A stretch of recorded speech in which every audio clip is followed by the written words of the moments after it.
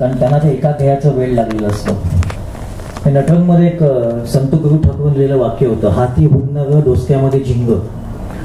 तुम्हाला वाटतं पालव सर तसेच आहेत, त्यांच्या हाताने देवाने अद्भुत हुन्न दिली आहे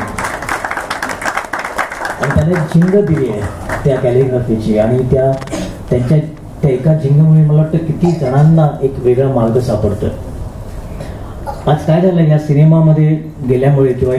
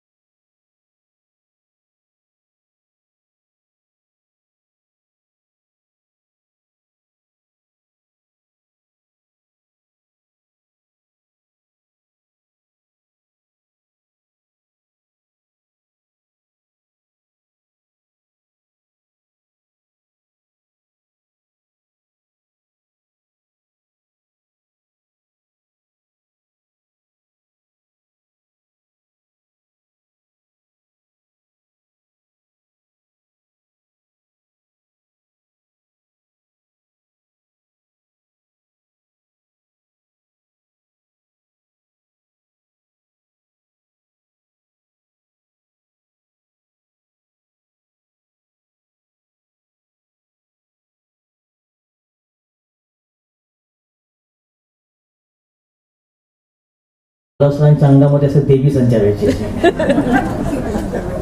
आणि म्हणजे असं असं ना की एक मोठं रिस्पेक्टेड नाव आहे डोळ्यासमोर, जे ऍडमिशन घ्यायचे पालव सरांचं काम पाहायचं. पालव सरांचं काम सडनली पालव समोर येतात, कोळी डान्स मी गातो तुम्ही नाचा वगैरे.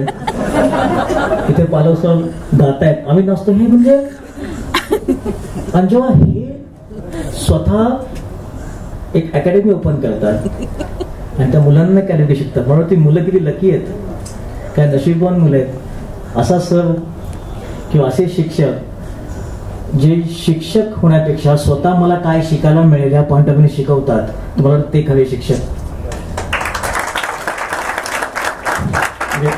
डेव्हिड ऑगेलबीने म्हटलं होतं की किस म्हणजे बालकपणासारखा अर्थ नाही, किस अर्थ कीप इट सिम्पल स्टुपिड.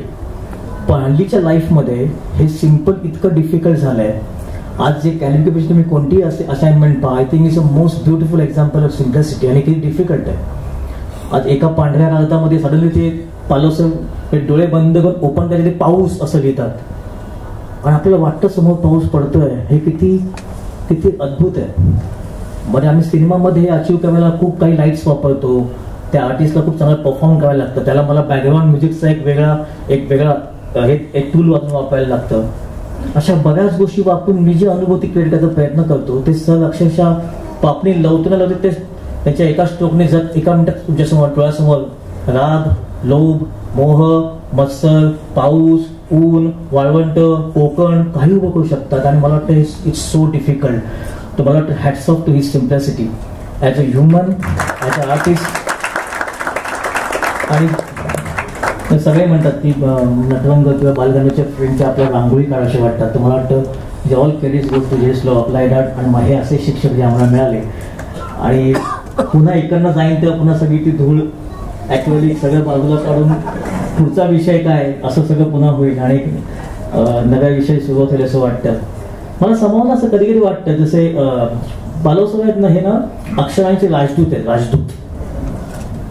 आणि हे अक्षरती कन्याकुमारी पासून काश्मीर पर्यंत इतकंच नव्हे तर जर्मनी, जपान किंवा रशियापर्यंत घेऊन जात आहेत.